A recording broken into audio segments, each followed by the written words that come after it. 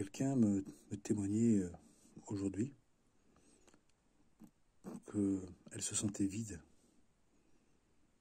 Et régulièrement, les personnes témoignent de ça. Et il est dit que à partir du moment où on ne développe pas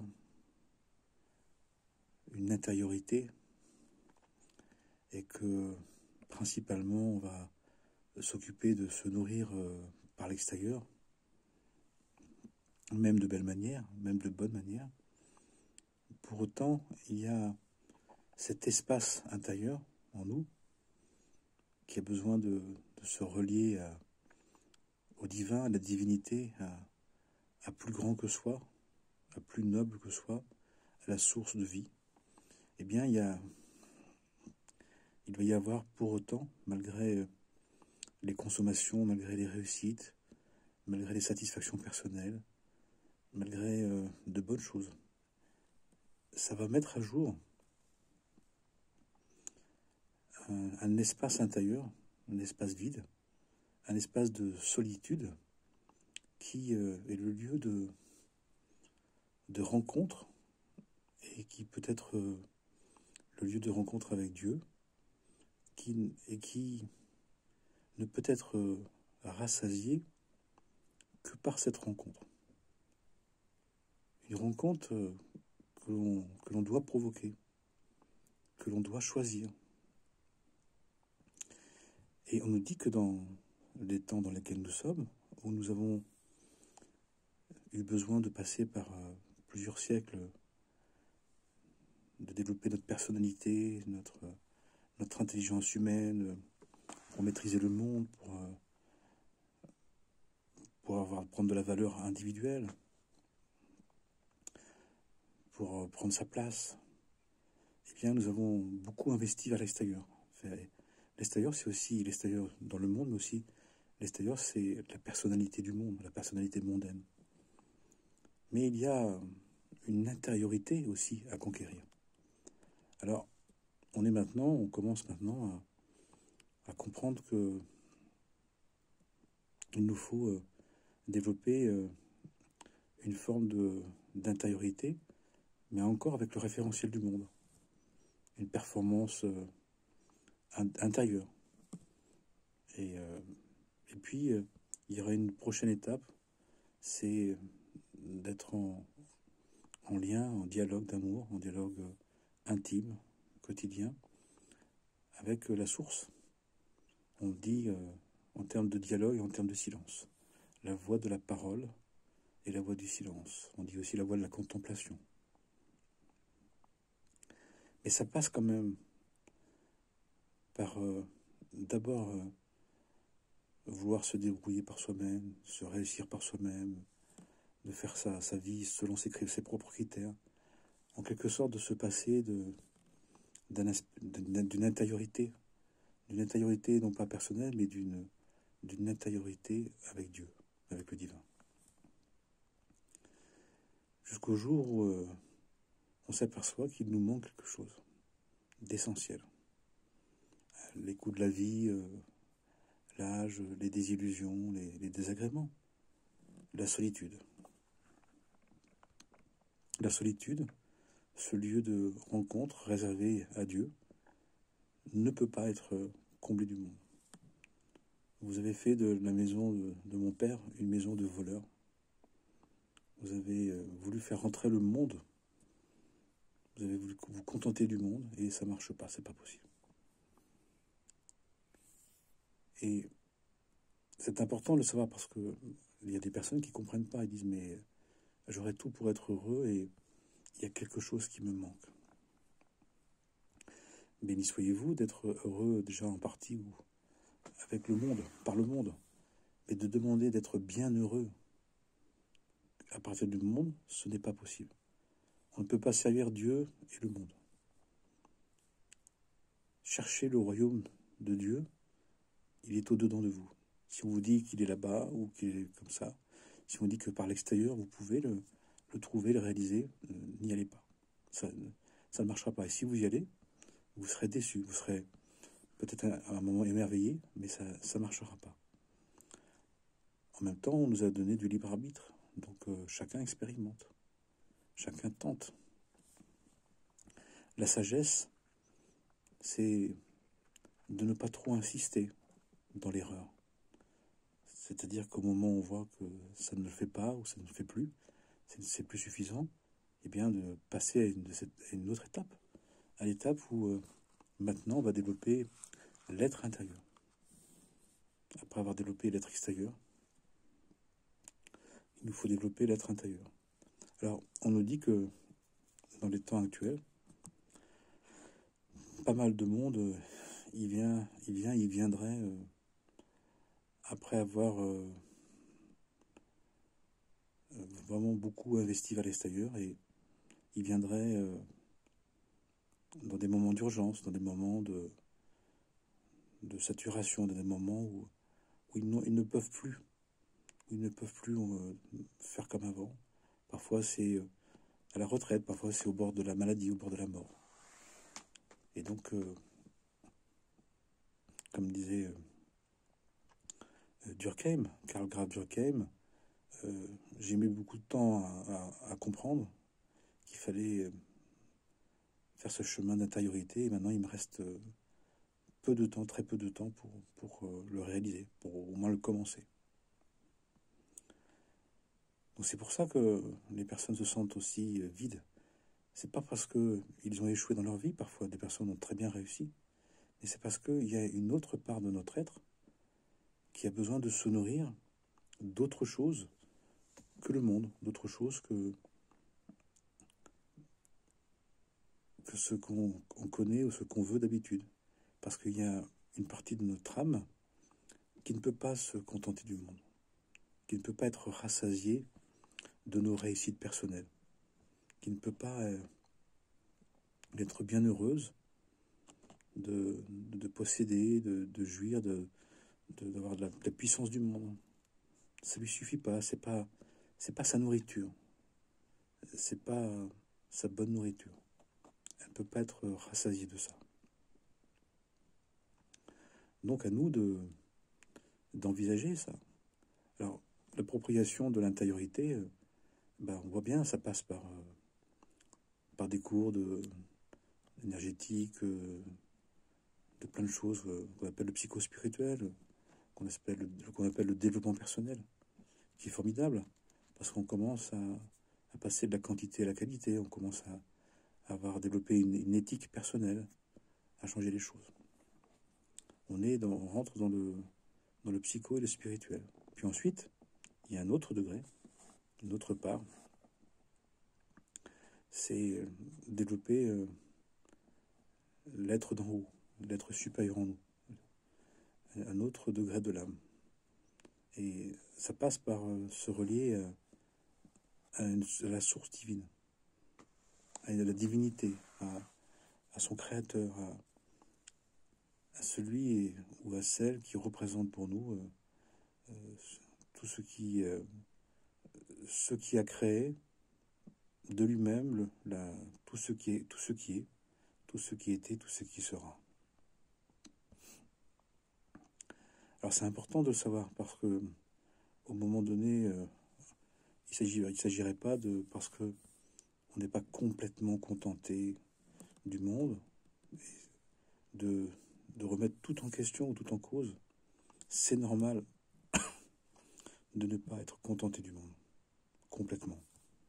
Et c'est bon d'avoir des satisfactions du monde, mais devoir être contenté, devoir être rassasié, de trouver une complétude par le monde, ce n'est pas possible et ce n'est pas souhaitable.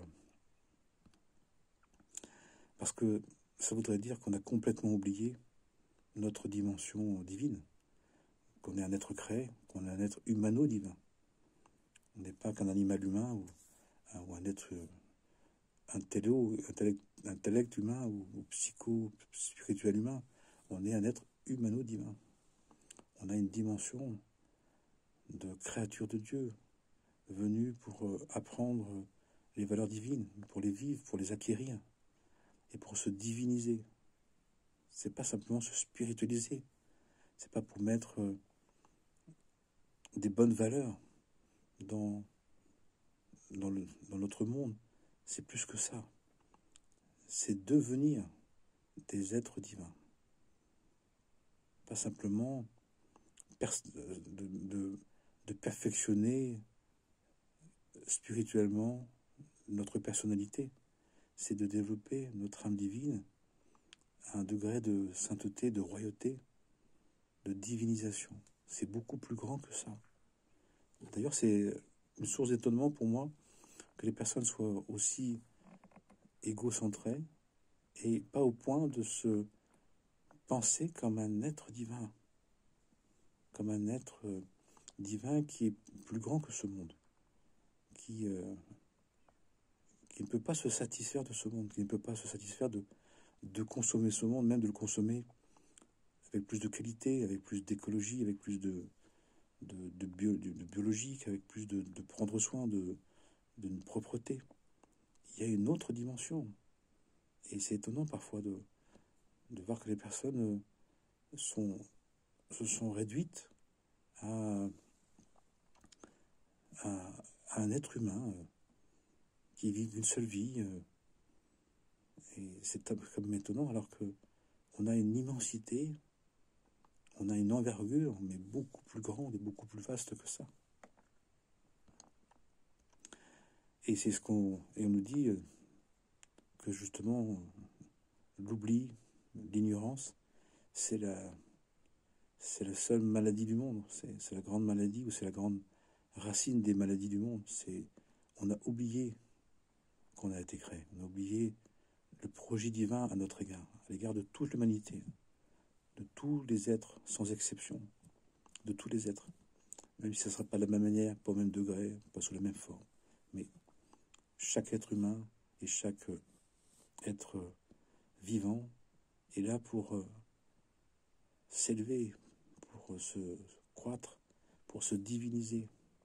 Pas simplement pour s'améliorer, mais pour se métamorphoser, pour passer de la chenille au papillon, pour se connecter, se reconnecter à la source de vie et d'apporter, de créer une connexion, de créer un pont avec les mondes d'en haut, pour faire descendre des mondes d'en haut, dans ce monde d'en bas, eh bien, cette source de résurrection, de réinformation, de remémoration, de reconfiguration. D'autant qu'on nous dit qu'on est dans des temps où c'est pas seulement un programme qui s'actualise, mais c'est que nous serions dans une reconfiguration générale. On passe de Windows 10 à Windows 12. On passe de Windows 9 à Windows 12. C'est-à-dire à un programme de vie qui est complètement d'une autre mesure. On le voit dans le monde avec l'intelligence artificielle qui arrive et qui va décupler complètement les modes d'action, les modes de vie, les modes de compréhension. C'est la même manière. Chenille à papillon. C'est-à-dire, on passe d'un état d'être à un tout autre état d'être. Certains le nomment en disant, on passe des 49e degrés, 7 x 7, 49, au 50e degré. Et là, le mental ordinaire ne peut plus comprendre, ne peut plus saisir. Il faut développer cet intellect du cœur, mais qui demande justement d'habiter ce vide, qui est un appel, d'habiter ce vide d'une présence qui pour l'instant nous paraît comme une absence. De la présence divine, de la présence de l'Esprit Saint. Et pour ça, on nous dit d'écouter en nous, d'écouter ce vide, de nous relier à ce vide, parce que c'est la présence de Dieu qui est en nous. Vous entendez? Le vide qui nous habite, c'est la présence de Dieu la présence divine qui ne nous a jamais quittés, qui ne nous quittera jamais, et qui se rappelle à nous, et qui nous a laissé 6000 ans, nous dit-on, pour l'oublier, pour nous approprier, pour faire sans lui, faire sans cette présence divine, pour ensuite avoir tellement bien réussi à conquérir le monde, à se débrouiller seul. Et tout ça, ça permet de mettre à jour un lieu en nous, un espace d'être en nous, un sanctuaire en nous, où le monde ne peut pas rentrer, où le monde ne peut pas tenir, où le monde ne peut pas suffire. Il y a un lieu en nous, un espace en nous, que certains appellent le vide. Ça peut être une expression du vide dépressive, du vide d'amertume, de dépression, de mal-être, de ras-le-bol, mais il faut le comprendre. Ce vide exprime la présence divine en nous. Pourquoi ça nous donne la sensation d'un vide? C'est parce que nous n'avons pas développé nos sens spirituels, nos sens, non pas que suprasensibles, mais divins. Ce qui fait que nous n'avons pas les sens pour capter la présence du divin, la présence du divin, la présence divine, l'Esprit Saint, l'Esprit de vérité, l'Esprit de sainteté. Et tout le travail d'intériorité, le travail de préparation nécessaire par l'étude, la méditation, la prière, le service, la fraternité, la solidarité, la fraternité. C'est pour nous permettre justement de développer ces fameux sens spirituels. Pour nous permettre de quoi? Eh bien de capter la présence du divin en nous. Ne savez-vous pas que vous êtes le temple de Dieu? Ne cherchez pas au dehors. Cherchez le royaume au-dedans de vous, au-dedans de nous. Il est là. Et bien évidemment, pour les 5 sens ordinaires, pour ceux qui nous permettent d'être en lien avec le monde et d'apprécier le monde, même de trouver la beauté, de le glorifier, d'en être émerveillé, eh bien ces 5 sens ne peuvent pas capter la présence du divin qui se présente en nous comme un lieu en nous, un espace en nous, un sanctuaire qui ne peut pas, où le monde des 5 sens, où le monde extérieur n'a pas de sens, n'a pas d'existence, n'a pas de présence, n'a pas d'importance. Et donc, c'est une invitation à chacun et chacune. Et on dit que soit qu'on fait l'effort d'y venir, soit qu'on y viendra parce que il y aura un tel assoiffement, un tel manque. Et quand quelqu'un n'a pas réussi sa vie, que tout lui manque, on pourrait dire c'est logique. Mais quand on voit des êtres qui ont très bien réussi et qui ont cet assoiffement, ce manque existentiel, cette impression de non-sens, cette impression que ça n'a servi à rien et que ça ne fait pas ce que ça aurait dû faire au départ, soi-disant, mais c'était pas vrai, mais c'était une interprétation, la personne elle est encore plus désespérée. Mais ne désespérons pas. Comprenons simplement qu'il y a une part de notre être qui ne peut pas se nourrir du monde, mais qui a besoin d'accueillir la présence divine en son être. L'Esprit Saint, l'Esprit de vérité, le souffle divin, etc. Comme on veut, avec les mots qu'on veut, avec les formes qu'on connaît, qu'on apprécie. Et donc, d'abord, considérons que ce vide en nous, ce sentiment d'absence, de rien, c'est le lieu où se trouve la présence divine. Et en écoutant, de préférence seul, de préférence en silence, de préférence seul à la maison ou dans la nature, de préférence même la nuit, à l'écart, eh bien, en écoutant, on va découvrir dans cette profondeur du silence, non pas une absence, mais une présence. Derrière cette absence, il y a une présence d'un autre degré, d'une autre teneur, d'un autre état d'esprit. Je vous donne la paix, mais pas la paix selon le monde, mais selon Dieu. Une paix, non pas une tranquillité, une paix, une joie, une complétude, quelque chose qui nous rassasie à ce degré de l'âme, comme on était rassasié à un autre degré de l'âme que par le fait de posséder, de jouir, d'avoir du pouvoir, d'avoir de la matière, d'avoir de la réussite sociale, personnelle. Là, rien du monde ne peut y rentrer et on peut trouver une entièreté, un fondement, une solidité, une force qui n'est pas les puissances, autorités, dominations qu'on peut trouver dans le monde, mais qui est une force intérieure, une vaillance, une bienveillance, une paix, un fondement, une tranquillité, une certitude. Mais pour ça, il faut oser écouter ce vide, sans l'interpréter de manière matérielle ou psychique ou psychologique, même si on le fait à un moment donné. Mais là, de comprendre que dans ce vide, ou à la racine de ce vide, où ce vide cache, derrière ce vide, cette apparence de rien du tout, il y a derrière cette haïn, derrière cette idée de néant, cette idée de rien selon les cinq sens, il y a un autre état de présence, qui est Dieu lui-même,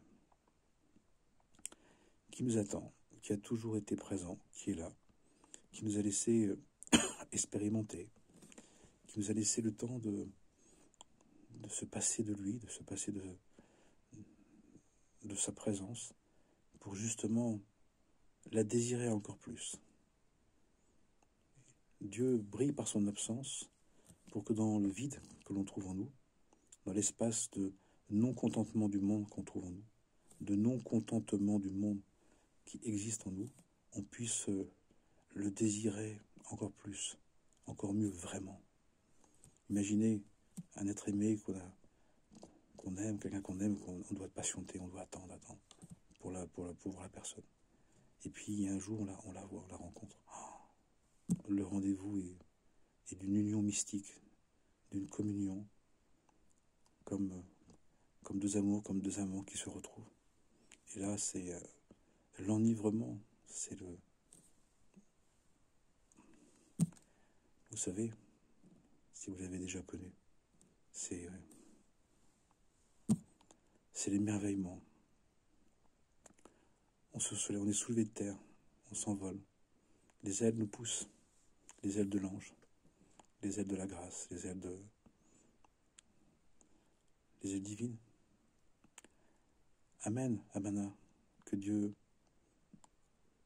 prenne soin de nous et nous donne envie d'écouter ce vide, d'écouter cet espace en nous qui nous attend, où Dieu est là, où Dieu est présent et patiemment, il nous attend pour qu'on puisse dialoguer et ainsi compléter notre âme, accomplir cette part qui ne peut pas être remplie des autres ou du monde, mais d'être remplie d'un dialogue, de conscience, d'attention, de parole, de dialogue et de silence avec Dieu lui-même. Amen, Amana.